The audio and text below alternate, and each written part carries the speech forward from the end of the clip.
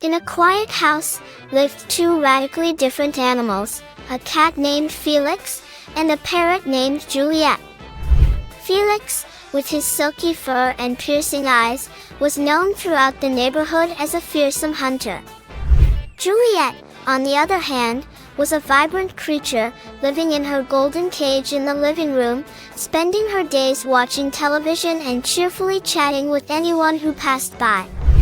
One afternoon, as Felix prowled through the living room, his predatory instinct was awakened by the sight of Juliette.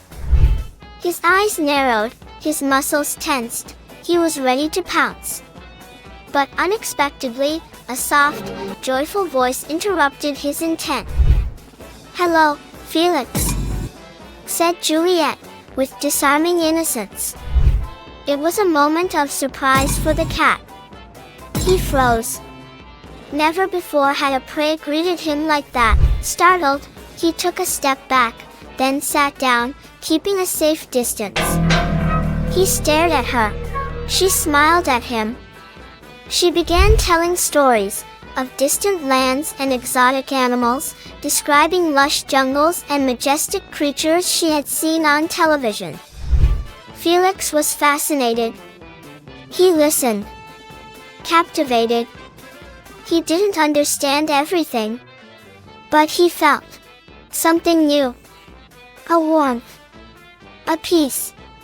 And he came back the next day, and the one after that, not to satisfy his hunger, but to listen to Juliette. Every day, Juliette greeted him. "Would you like to hear about the savannah today? Or the deep ocean?" And the cat, the predator, did not leap. He listened. He would lie on the rug.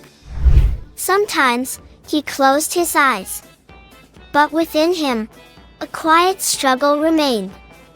He knew. His instincts hadn't vanished. They were merely asleep. And he resisted. Juliette didn't seem afraid.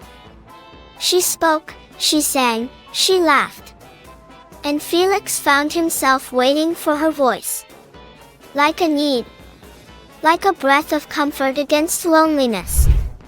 Each visit was a new journey for him, a moment of peace, where instinct gave way to insatiable curiosity. Soon, a strange but sincere friendship bloomed between the two.